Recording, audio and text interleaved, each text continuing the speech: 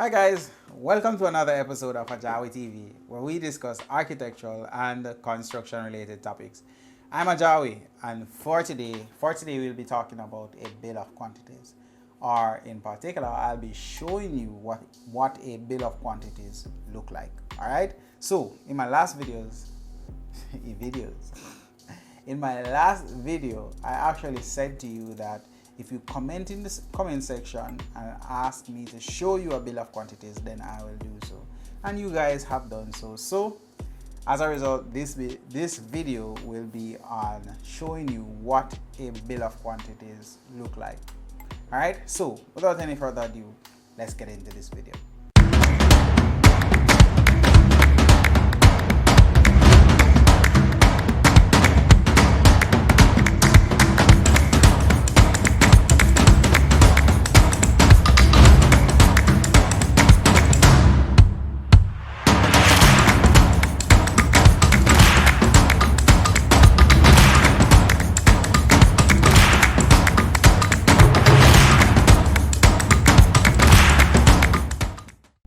Alright guys, so at this point of the video, I want you to hit the like, hit the subscribe, hit the notification bell so that you can be notified whenever I make videos just like this one.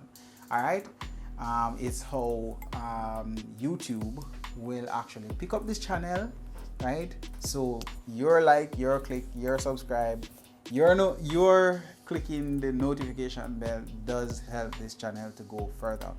And as it relates to the notification bell, ensure that you click the all, right? Share this video with somebody so that the channel can grow and we can share even more information, all right? Now, I have to do disclaimers for this video simply because I'm trying to cover my tracks. Yes. All right, so everybody who is a part of this channel knows that, one, I am not an architect. Right? I'm an architectural technologist. I'm not an architect yet. I'm an architecture student who is on a journey towards becoming an architect. Right? So that's what I am. I'm not a quantity surveyor. I'm not a land surveyor. I'm not a what other professional. I'm not an engineer. Right? So I don't want anybody to misconstrue what I'm saying or misunderstand what I'm saying and think that I'm any of those professionals. What I do is I prepare drawings for returning residents, for architects, for engineers, for homeowners up to 4,500 square feet if it is that the person is coming to me direct. And if I'm working for an architect, then there's pretty much no limit to what I'm doing as it relates to, preparing drawings. So if I'm working directly with the architect, then there's no limit. If I'm working on my own, then there's a limit. All right? Because I'm not a registered architect as yet. I'm supposed to be doing anything below 4,500 square feet and lower.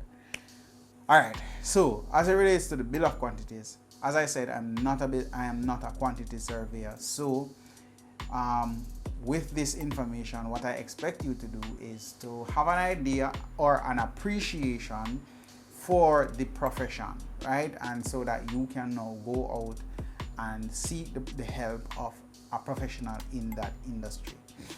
The reason for this is because I realize, or I understand, that most people don't understand why they need to go to the quantity surveyor and why they need the bill of quantities so that they can save money on construction. All right, so that is the reason for this video. So without any further ado, again, let's get on with this video. I'm going to be sharing screen with you. I'm going to be looking at my computer, so I'm going to switch camera right about now. Alright guys, so I'm going to be showing you the bill of quantities now. Alright, so let's get into this. Alright, so this is basically the first sheet of the bill of quantities. There is a cover sheet to it normally. I removed the cover sheet, for where I say confidentiality for the client. I didn't want to show that information. So the first page, or the first official page of the bill of quantities, we see where the QS you have items, you have description, you have quantity, you have units, you have rates, and you have a summary, right? So these are the rates within the industry, or rates that the quantity surveyor would have entered. This is the unit of measurement, which is meters square or meters cube. Depends on what the item is. So like, you know, like steel is measured on a ton basis, so per ton. Like volume of concrete would be meters cube, or what did I say? This is what they have: treat bottom and side of excavated area, and that is measured in square feet. So different things within the bill of quantities will have different unit of measurement. That's the first thing that I want you to understand. All right. Now, this is earthwork and excavation. That's the first set of item that the quantity surveyor looked at, right?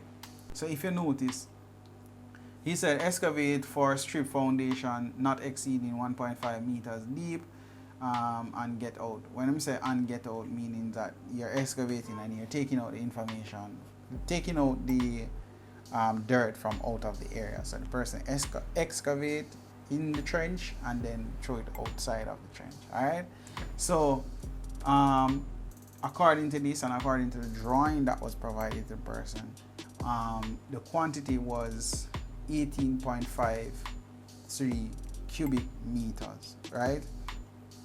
Now the rate that he applied was $1,250 per cubic meter.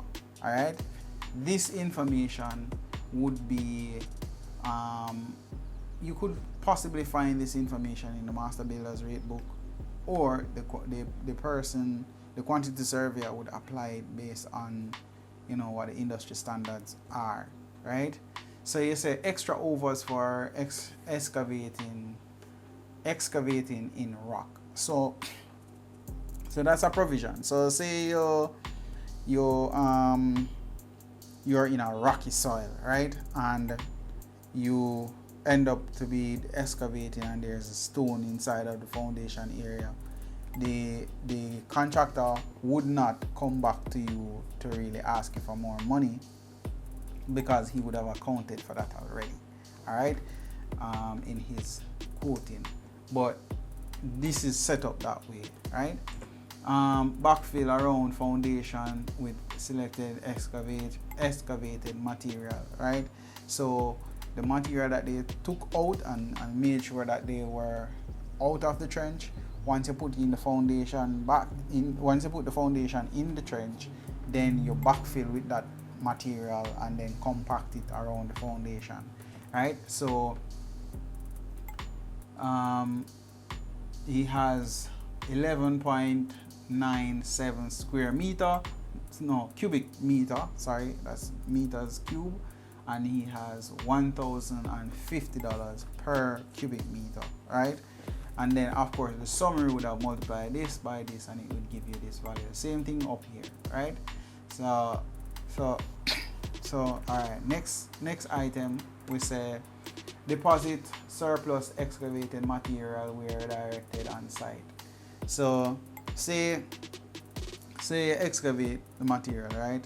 You put it one side and then you put in your foundation and, you know, backfill, and you have extra material. You will have extra material. Then you are to move that material out of the workplace and into a more suitable location. So that's what this means, right?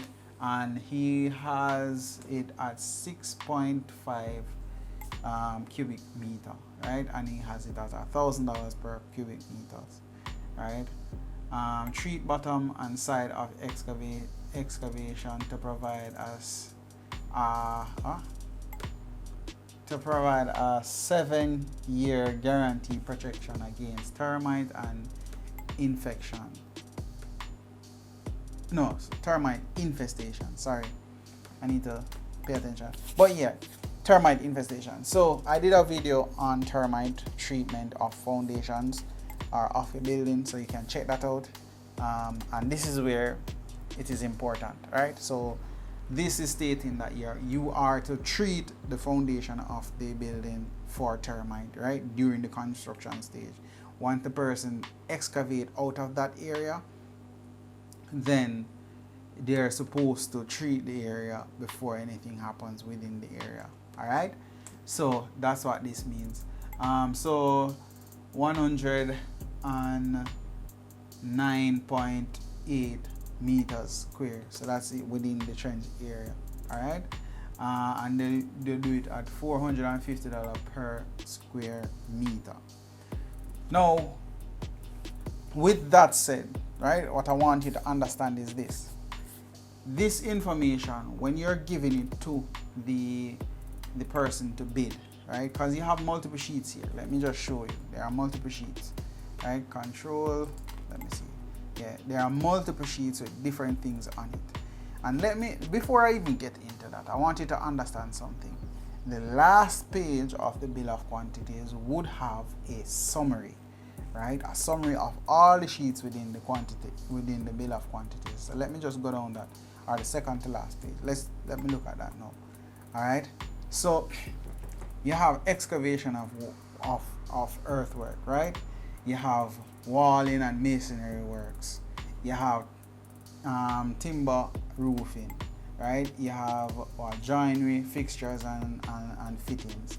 So you can actually look at the bill of quantities, the general page or the general information page, and actually, get an idea as a homeowner what type of money you need to come up with for each stage of the construction, right? So within the excavation of earthwork, you know that you're looking at $1.3 million, right? That is just to excavate the foundation, to treat the foundation, all of the things that I showed you above before, right? So there are things within the bill of quantities that they are named. All right, let's go back a little. Look at this. See at the bottom of the page, excavation and earthwork, right? Go down to the next page, excavation and earthwork continued. Next page, walling and masonry works, right? So that means that everything in excavation and earthwork is within this area and above, right? So you can know exactly what you are supposed to be expecting for the excavation and earthwork stage, right? And you can actually look at these things and know what is supposed to be happening. Backfill around foundation, extra over for excavation of rocks. What else is here? 20 millimeter diameter bars in strip footing. So that is when you're creating the footing within the foundation, and it has 168 kilogram of steel, and you're looking at $190 per kilogram, right? So you know exactly what is happening. Now here's the power of this. When you give this out now, here's what will happen. This information over here, right, that won't be there, right? None of this will be there within the bill of quantities. Neither will this, right? This won't be there. Summary won't be there. None of this information will be there, right? I'll show you how you would actually give the contractor, the proposed contractor, or the persons that you want to bid on your project. I'm showing you how you would give them the bill of quantities. All right. That none of this information over here would be in the bill of quantities. All right. So all of this would be gone, because you want them to apply their rates and give you an idea of what they will be charging you, right? So you would give them the bill of quantities like this. Nothing is here, nothing is here. Only thing that they should be seeing is this and this, right? So now what the contractor will do, the contractor will have his QS that works with him. He will then enter his values in this, right? So for this item, he would put his dollar value. For this item, he would put his dollar value. Now how does that apply to you? This is how it applies to you. What you're going to be looking at is the rate and the summary, right? This is standard through the both of them. So you can either look at the summary by itself or you can look at the rate, right? Either one. But I would say look at the summary on each, right? So you take both bill of quantities side by side, the one that you have that has all your values and the one that the contractor provides, right? Then you say, all right, the excavation of strip foundation not exceeding 1.5 meters. Let me just put back these values. Yeah, not exceeding 1.5 meters and get out. Say the contractor say, all right, me I go charge $50,000 to do that. They say, all right, $50,000. It is twice what my quantity surveyor said it would be. All right, let's give it the benefit of the doubt. Now you look at extra overs for rock work, right? And you see it at $10,000. Then you say, oh, okay, it balances out a little, right? Then you go down to this item and you say backfill around foundation with selected excavated material, and you look and you say it is at say $10,000 as well, or 10,000 mash, right? You're comparing both bill of quantities, the bill of quantities where you have, right, with the bill of quantities that the contractor provide, and you're also comparing the bill of quantities that one contractor provide with the bill of quantities that another contractor provide, and you're seeing which one of them is most, whether I wouldn't say the lowest, but most appropriate, because you must have an idea that, hey, or your quantity surveyor will say, hey, this project cannot be built for anything under this value, right? And then he will evaluate the bids according to that, right? So the quantity surveyor will take his bill of quantities, right, look at the dollar values, and then compare the both of them, compare his one with the contractors and the contractors with contractors, just to get you the better rate, one, and the most appropriate rate, two, right? So that you can complete your project comfortably, right? Another way you can do it, if it is that you don't want to go through item by item, you look at the summary sheet, right? You go down to the summary sheet and you say, all right, where is it? All right, you say, all right, for excavation of earthwork, you say it would have cost, your quantity surveyor say that's going to cost about 1.3 million. And you say one person bid 1 million, another person bid 500,000. Typically, Jamaican people, right? We are more comfortable going with the man for 500,000. Or most people don't want to go with the man will say 500,000. But it's too low. It's too low, too cheap. Chances are I'm not going to be able to do the work comfortably and get it done, and done professionally, right? So you would not even bother look on that because it's too low. But then you see the man will say 1 million, and another man say 1.2, and another man say 3. You're not going to go with the 3 million, that's too expensive. But the man will say 1.2, you can say, all right, it's close enough to what my quantity surveyor said, and it can possibly be done for that. You understand? Then you go to wall and masonry work and you see $1 million. You say, okay, all right, that can possibly work because it's only $38,000 less than what my quantity surveyor said. You understand? That's how it works. So when you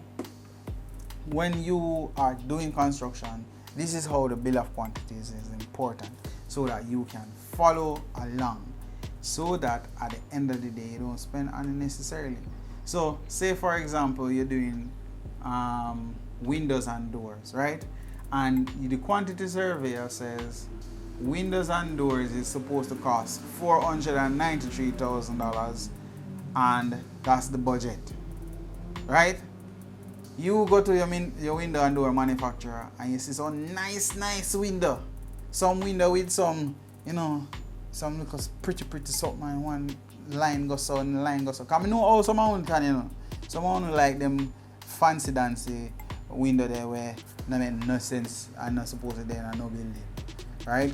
I've seen it all the time where people just select some windows and I'm just shaking my head like, look at the house and look at the windows that you select to put in the house. Anyways, let me not get into that. I'm not cuss nobody today.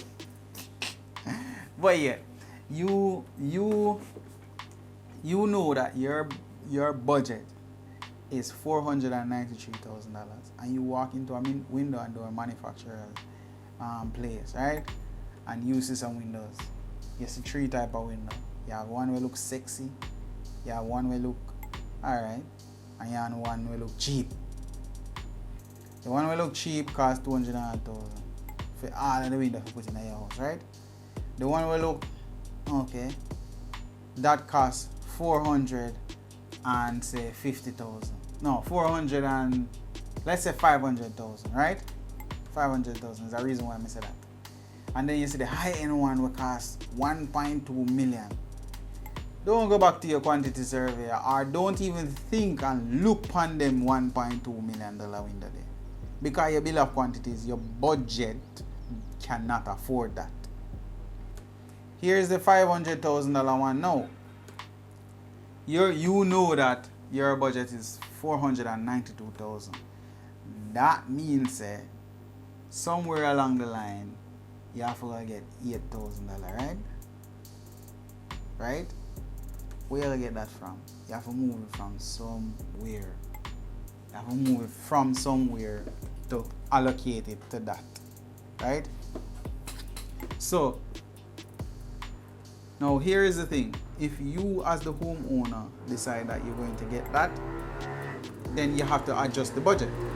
But if it is that you don't make any change, then you don't have to worry because you know that that's the budget and the contractor has to know that that's the budget. But if you select a window that is way over that, then it will have to be adjusted within the bill of quantities. You understand? You see how the relationship works? It's not just to do the bill of quantities and then to put it down on the table and gather dust. It's something to guide you. It's a budget. It's the same way like how you set your budget for the week or for the month. And as you go along and as you spend money, you write it down. I hope that that's what some of you guys do. But as you go along, you write down what you spend so that you can know exactly, okay, I've overspent here, so therefore I have to move money from here to put it to that because I need to balance at the end of the day. That's what the bill of quantities is for. It's like a balance sheet. It have to balance. Money have to come from somewhere to make sure that there is a balance at the end of the day. That's what the bill of quantities is for.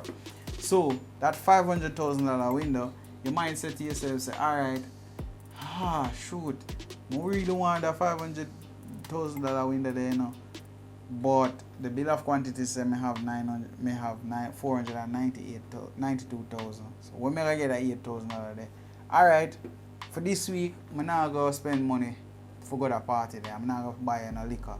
So that $8,000 that we spend there, so I'm going to put it on the project. You understand? So at the end of the day, the budget has increased a little simply by you understanding that, hey, I have a project and I have a budget, and if I make changes, then I have to balance back, and that money has to come from somewhere. It can't come from the contractor. And if the contractor saves money, here's the thing. If you have the bill of quantities and you said to the contractor, hey, alright, so I've awarded you the project. Project is $7 million.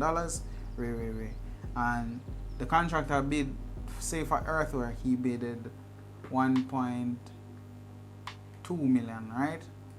In the project, in his bill of quantities. But the overall project value is $7 million. Don't think in your mind, say, if him spend $800,000 on the bill on the excavation and earthwork, that you were supposed to get back the rest of money. No, that's not how it works, right? What happens is that you agreed to a total value. What you did at the initial stage is evaluate to see if he's bidding competitively and appropriately so that he can actually get the work done, right? It doesn't mean that when the contractor goes in and save a little money from the project by being efficient and by getting things done quickly, so him spend less time paying people and him get the work done properly, right? Him get the work done properly and him save money. It doesn't go back to you, because at the end of the day he bidded for X amount of money, and when the project is done he is supposed to get X amount of money. You understand? So that's what it is all about. So there you go. I gave you a short synopsis on the bill of quantities and what you should be looking out for. Now, how does this apply to me as the architectural technologist or somebody who is drawing a building? It is important because I want you to understand that you cannot have every single thing in the world. You can't have it because you might not have the money for that, right? And I have to advise you accordingly, so that at the end of the day you don't create a building just to create its sake and you sit down and look on it on paper and can't actually build it. You understand?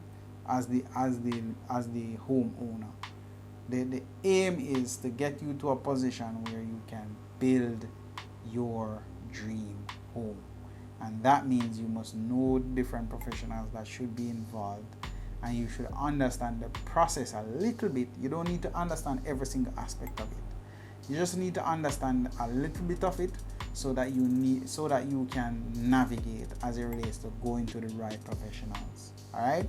So that's it for me today. Right? That's it for me today. I hope you liked this video. I hope you garnered something from it. I hope you learned something. All right. So at this point, I also want you to click the like, click the subscribe, click the notification bell. And I want to say thank you for watching, thank you for liking, thank you for sharing, thank you for subscribing to the channel, and I'll see you next time.